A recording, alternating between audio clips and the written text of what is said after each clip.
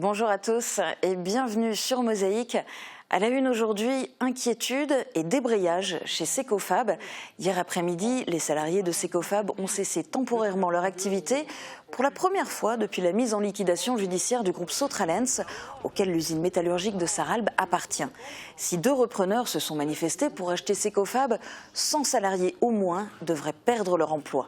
Reportage complet dans un instant dans le JT, mais voici d'abord le résumé de l'info en 60 secondes. Pierre, l'autoconstruction bois, c'est ma spécialité. Construction, aménagement, génie bois, une équipe de pros. Secofab à Sarralbe, 2 repreneurs potentiels. Chacun supprime plus de 100 emplois. À une semaine d'une audience cruciale à Strasbourg, les salariés de Secofab ont débrayé. Seul un miracle peut sauver cette filiale qui fait partie du groupe Sotralens, 1200 collaborateurs et 5 domaines d'activité. Entre le pneu et la route, il y a la neige. Rien ne vaut un pneu adapté pour circuler sur une route enneigée. Les fortes précipitations vont continuer les jours prochains, alors n'hésitez pas à vous équiper et à anticiper votre départ. Grippe et gastro, les seniors les plus vulnérables. En maison de retraite, la lutte contre les épidémies hivernales est active. À l'EHPAD de Roulin, on limite les visites pour éviter la contamination extérieure. Les activités collectives sont limitées et les résidents contagieux confinés. Réserve faible, donnez votre sang. L'épidémie de grippe impacte le niveau de la collecte. L'objectif de 100 000 poches en réserve n'est pas atteint. Un appel aux dons urgent est lancé par l'Établissement français du sang. Radio Mélodie et Mosaïque recrutent des stagiaires. Ils participeront au projet intitulé Média & Me. Les candidats pourront découvrir les coulisses de plusieurs métiers de la presse et des médias. Cette formation gratuite est organisée par l'association Median Network Saarlorlux EV. Inscription avant le 16 janvier prochain.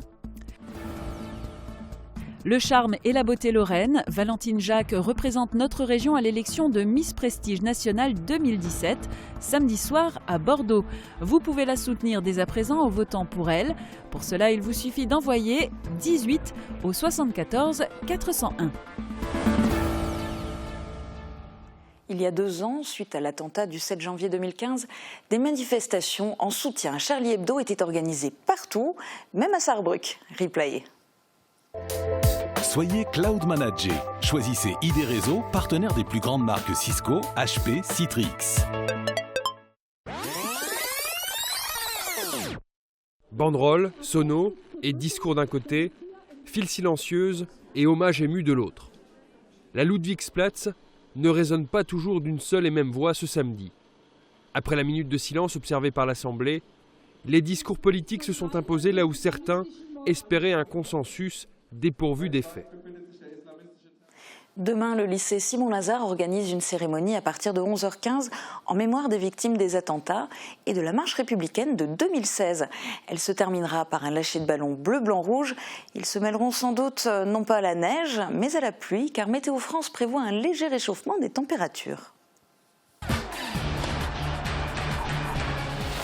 Avec le Crédit Mutuel, partenaire des grands événements sportifs.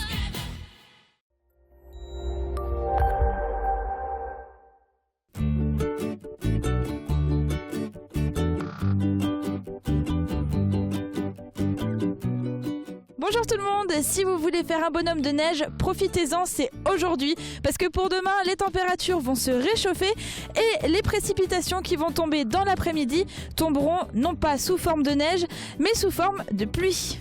Le matin, il fera de 0 à moins 2 degrés et l'après-midi, les températures vont remonter jusqu'à 4 à 6 degrés. Demain, nous sommes le mercredi 11 janvier, nous fêtons les Paulins. Le soleil nous accompagnera de 8h22 à 16h57. Moi, je vais vous laisser, je vais peaufiner mon petit bonhomme de neige et je vous retrouve demain. À plus!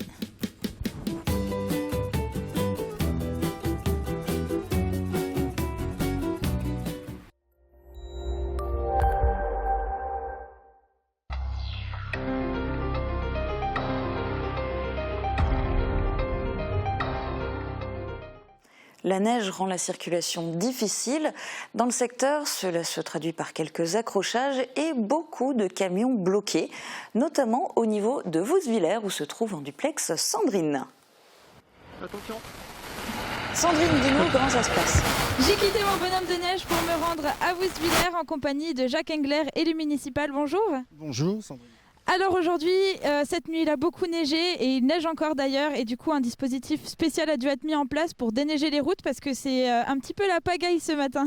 Oui, depuis ce matin, donc on rencontre sur le secteur, notamment dans le sens Wüstwiller-Puttelange, des difficultés de circulation, donc sur l'axe principal, donc qui n'est pas tributaire de la commune. Par contre, au niveau de la commune, en fonction des bulletins d'alerte et de la météo très bien annoncée par Télémosaïque, donc on ne s'est pas laissé surprendre. Nos services techniques, sur la base du volontariat, ont désigné une personne pour scruter le ciel cette nuit. Et depuis 4 heures, nos employés municipaux, nos techniciens municipaux, sont sur le qui-vive et déneigent tout ce qui est zone d'urgence, c'est-à-dire toutes les rues en pente, et ont facilité par un pré-salage et après par une intervention plus musclée l'accès aux écoles pour que nos enfants ne soient pas mis en danger et les parents non plus par la même occasion. Très bien.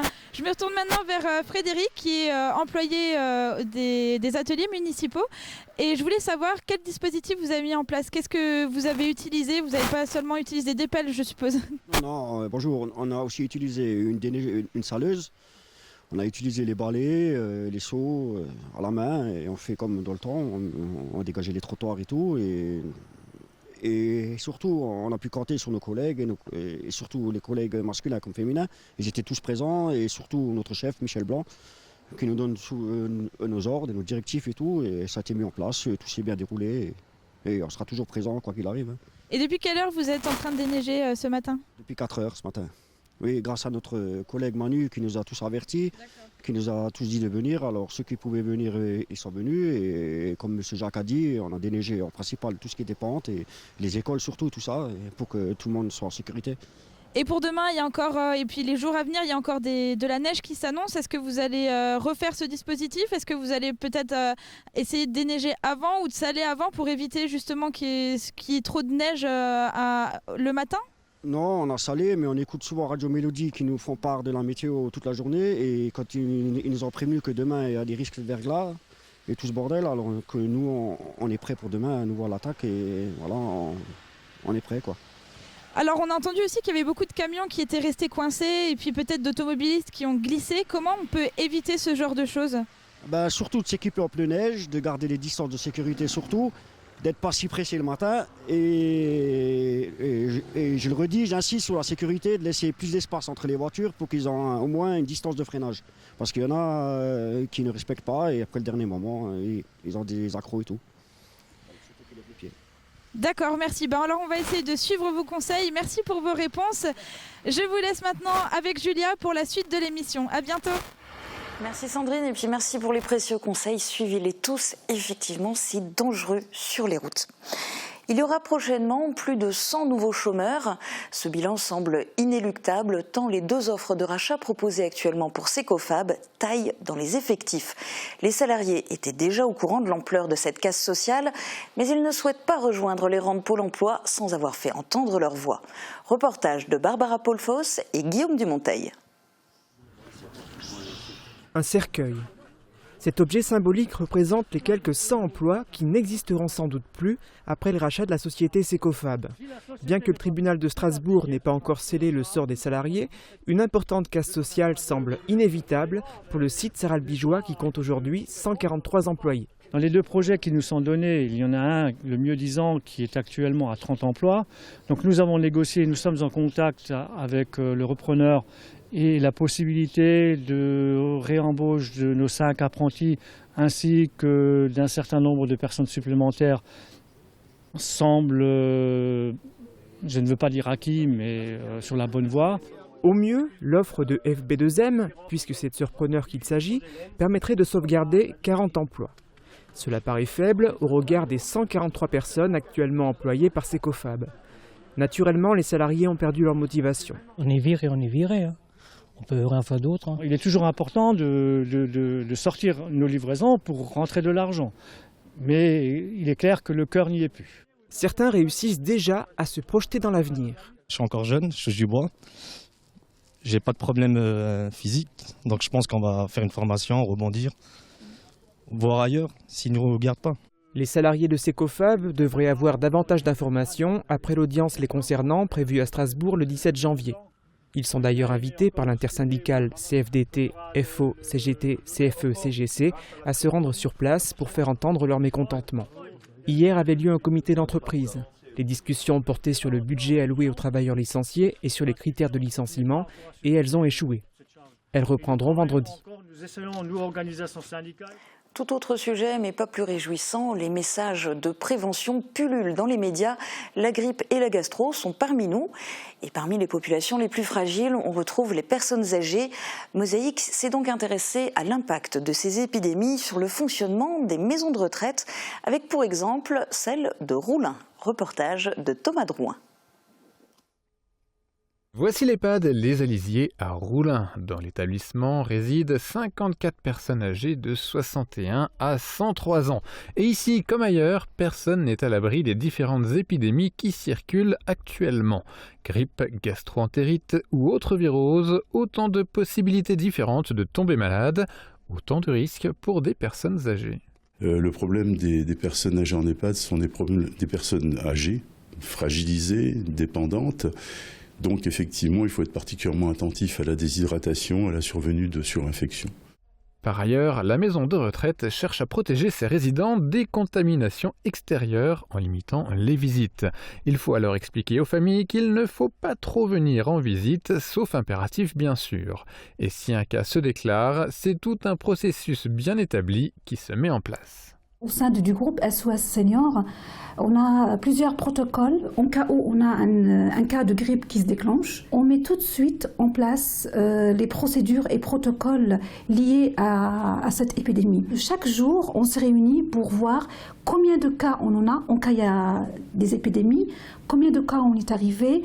On a, par exemple, s'il y a 10 ou 15, ça dépend, ou 5 ou 6, combien on a à l'heure actuelle tous les jours. Cela se traduit par des actions préventives pour limiter les contaminations entre résidents lorsqu'un cas se déclare. Par exemple par le confinement des résidents contagieux ou par l'annulation des activités collectives. Du côté du personnel, outre une information sur l'état de progression des cas de maladie et l'habituel strict respect de l'hygiène, notamment des mains, on utilise des kits d'habillement et de protection pour rentrer en contact avec les éventuels malades. De plus, les autorités sont elles aussi prévenues si les premiers cas se transforment en épidémie. Et comme toute chose a une fin, lorsque le médecin coordinateur constate qu'il n'y a plus de cas, l'ensemble de l'équipe dirigeante et soignante se réunit afin de décider de lever les protections particulières à cette période, ce qui permet alors d'informer les familles que l'établissement reprend le cours normal de son activité. La France entière connaît actuellement une épidémie de grippe. Pour éviter d'attraper cette maladie qui peut avoir des conséquences mortelles, il existe une solution, se faire vacciner. Une pratique recommandée notamment pour les personnes fragiles, nos aînés en particulier. Mais les avis divergent quant au souhait des habitants de se faire vacciner. Barbara Polfos et Guillaume Dumonteil l'ont constaté. Êtes-vous vacciné contre la grippe et si oui, pourquoi ? Donc pas du tout, je ne suis pas vacciné contre la grippe, je ne suis pas trop pour les vaccins. Je pense que notre corps est capable de se défendre parfaitement tout seul. Moi, je ne suis pas pour les vaccins. On essaie d'éviter tout ce qui est médicamenteux, à part si nécessité. Cette histoire d'aluminium, on lit beaucoup de choses, alors on ne sait pas trop. Je suis toujours un peu hésitante. Je me suis fait vacciner, oui. Et pourquoi vous êtes fait vacciner ? Parce que je ne vais pas être malade. Je suis diabétique, donc ça fait 10 ans que je me fais vacciner contre la grippe. Mon médecin me le conseille très fortement. Et il paraît que cette année, ça marche très bien. Pour l'instant, je n'ai rien, alors qu'il paraît qu'il y a une épidémie. En général, je suis contre le vaccin de la grippe si ce n'est pas vraiment nécessaire. Je sais que les enfants, il faut les vacciner, bien sûr. J'avais dans la grippe dans le temps, ouais. Alors, depuis, je me fais vacciner tous les ans. Au moins, ça fait au moins déjà 10 ans. J'ai jamais eu, alors j'espère que je n'aurai pas. Le mardi, c'est politique sur Mosaïque et mon invitée aujourd'hui est Nicole Müller-Becker, vice-présidente du Conseil régional du Grand Est. Bonjour. Bonjour. Et merci d'avoir accepté mon invitation. Alors ça fait tout juste 1 an que vous avez fait votre entrée au Conseil régional, dont vous êtes aussitôt devenue vice-présidente. Quel est le bilan que vous dressez de cette première année ? Julia, permettez-moi aussi d'abord d'adresser mes meilleurs vœux aux téléspectateurs de Mosaïque et effectivement de dire au bout d'un an, on dresse des fois un bilan, mais c'est surtout se dire que c'était une période d'un an passionnante parce que c'était une année de construction, une année de découverte, une année d'un autre espace. Autant je me suis toujours projetée localement aux côtés du député-maire Céleste Lett, je me suis projetée au niveau des entreprises avec le nouveau président de la Chambre de commerce Fabrice Ginter. Autant là, je me projette et j'impulse quelque chose avec un président Philippe Richert qui est un homme remarquable parce qu'il impulse, parce qu'il construit et qui nous emmène dans ce sillage. Et c'est ça mon bilan, c'est un bilan positif avec des difficultés aussi. Hein. On va pas que regarder et dire que tout se passe toujours très facilement. Une construction, ça veut dire des fondations, ça veut dire du travail, ça veut dire de l'engagement. C'est ce que je fais, c'est ce que nous faisons avec, aux côtés de ce président qui a mis en place une majorité qui veut construire et mettre des projets en mouvement. Ce bilan, moi, je l'inscris aussi localement aux côtés de...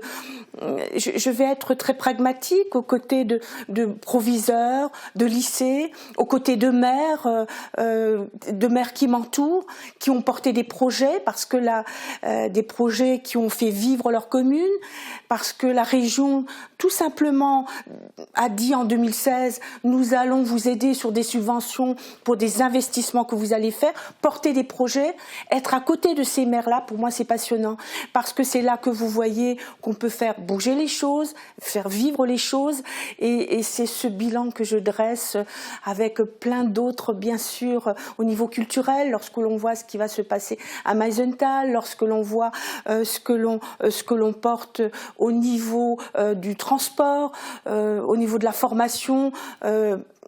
Je veux m'engager et je me suis déjà engagée pour l'apprentissage transfrontalier. Bref, en tout cas, on sent votre enthousiasme, mais je ne vais pas pouvoir vous laisser citer toutes les actions. On n'a pas le temps, il y aurait trop à dire. Parce que ce bilan est très large. Bien sûr, parce que c'est très varié. Mais en tant que vice-présidente, vous êtes plus particulièrement en charge du développement du multilinguisme. Alors sur cet aspect-là précisément, quelles sont les avancées depuis un an ?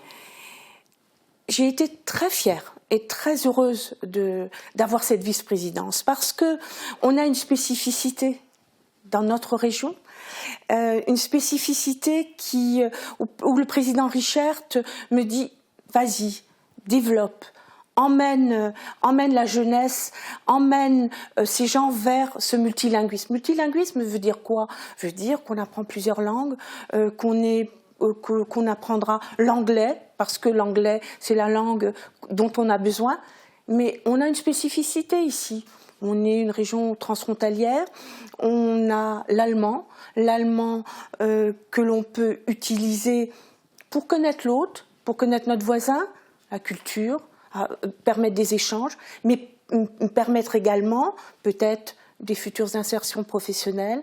Et c'est là où c'est passionnant, dans le bilan de ce qu'on disait.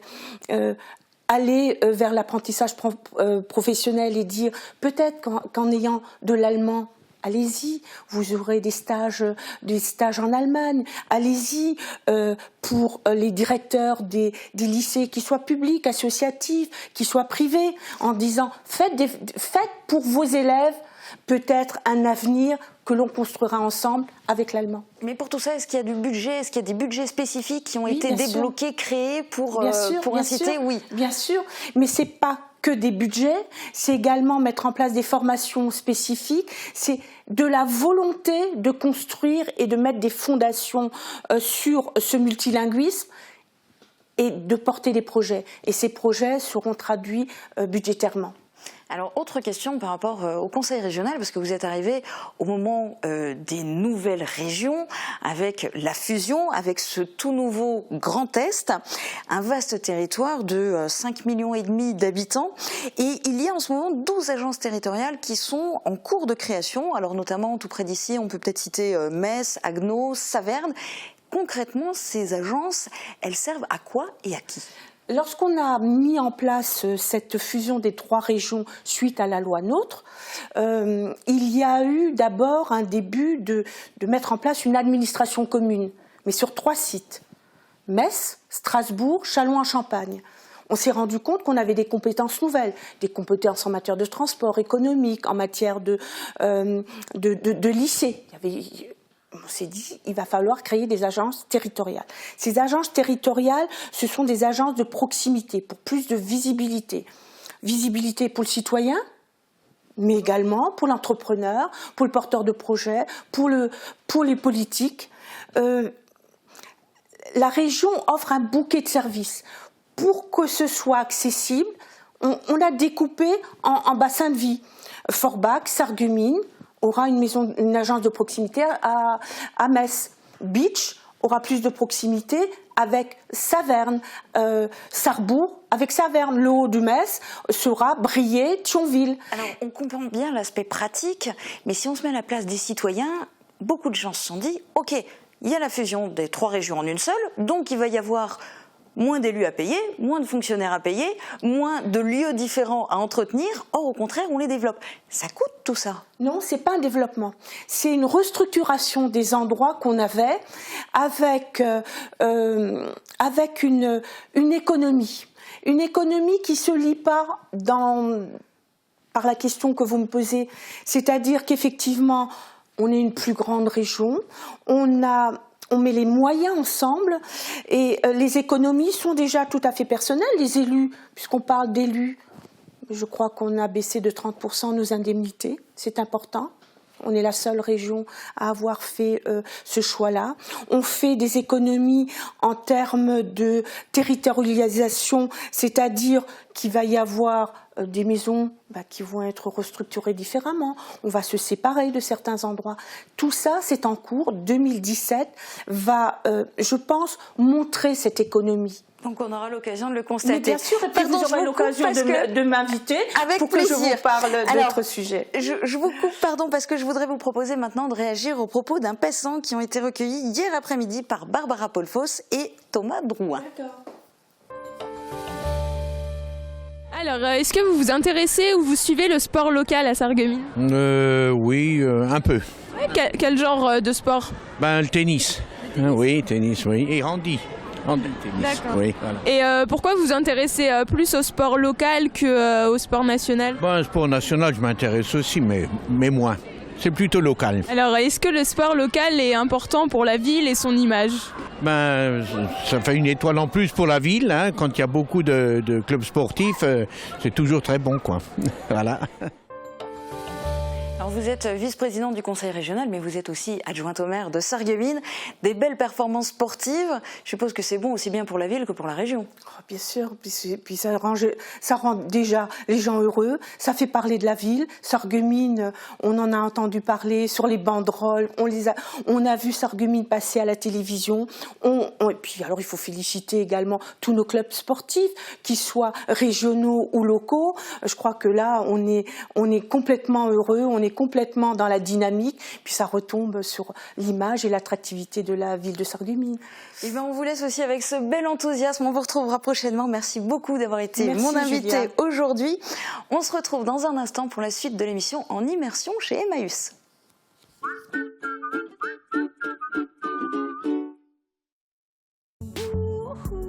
Il ne faut jamais perdre de vue que l'essentiel dans le service de l'assurance, c'est le moment difficile, le moment du sinistre.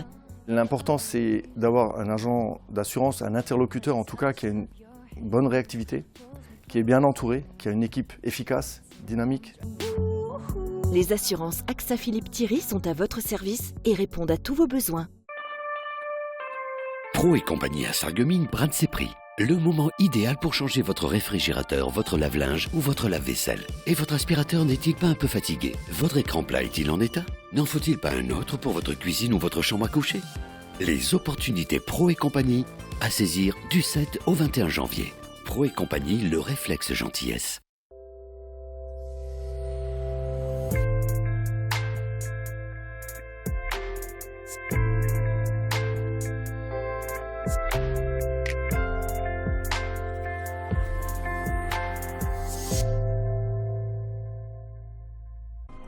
On mange quoi ce soir?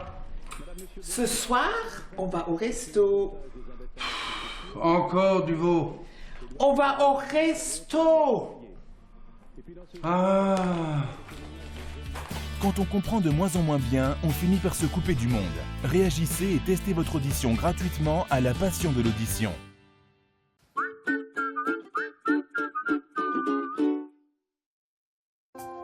Transport, matériel médical, aide à domicile. AVS Santé, notre métier, vous accompagner. Après l'euphorie de la Coupe de France, le SFC reprend le championnat. Samedi, les faïenciers reçoivent Haguenau. Plus de sport, c'est en direct à 18h, samedi, sur Mosaïque, avec le soutien de DLSI, l'énergie de vos emplois et de vos footballeurs. On poursuit notre série de Mosaïques qui vous fait découvrir l'association Emmaüs. À Forbach et à Sarreguemines, vous avez pu découvrir hier que les compagnons et les bénévoles s'occupent de la salle des ventes. Mais pour pouvoir vendre, il faut évidemment des dons. Régulièrement, Emmaüs est appelé pour venir récupérer des meubles ou des objets en tout genre chez les particuliers. Comment sont gérés ensuite les différents objets récoltés? Marie-Laurence a suivi les compagnons dans leur camion avec les explications de Patrick Vulot, encadrant technique d'Emmaüs à Sarreguemines.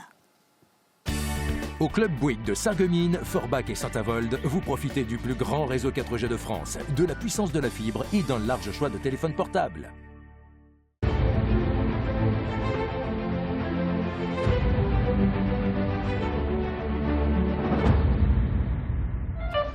Emmaüs Sarreguemines, bonjour. Alors, à Living, vous m'avez dit, il est démonté ou il n'est pas démonté? Alors, votre adresse, s'il vous plaît. La plupart du temps, les clients donc, nous soit passent directement en magasin, soit téléphonent. Voilà Marc, j'ai fait une route pour la journée. À tout à l'heure. Allez.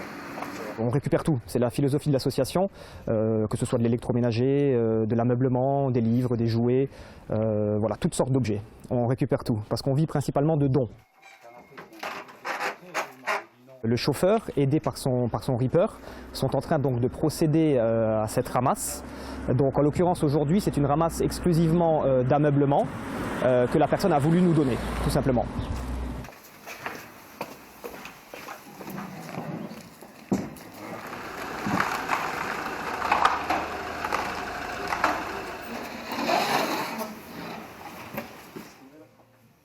Là, on vient de décharger donc le camion. Et les compagnons sont en train d'effectuer une pesée individuelle de chaque meuble pour qu'on puisse établir un suivi, une classification justement de cet ameublement. Si celui-ci est en bon état, on le place directement dans notre salle de vente. Si ce n'est pas le cas, par contre, on le redirige donc vers une benne qui se situe donc à l'extérieur du bâtiment, une benne DEA, qui signifie donc déchets d'éléments d'ameublement. Et celle-ci est envoyée donc vers un organisme qui donc recycle et revalorise ces meubles. On travaille quotidiennement dans la joie et dans la bonne humeur, donc automatiquement ça me rapporte une satisfaction personnelle et un épanouissement personnel de travailler avec ces personnes-là. On a de tout, on a des livres, de la vaisselle, des habits, des jouets, de l'électroménager, des meubles, on a de tout. Et on vous accueille avec le sourire. Et ça c'est important pour nous.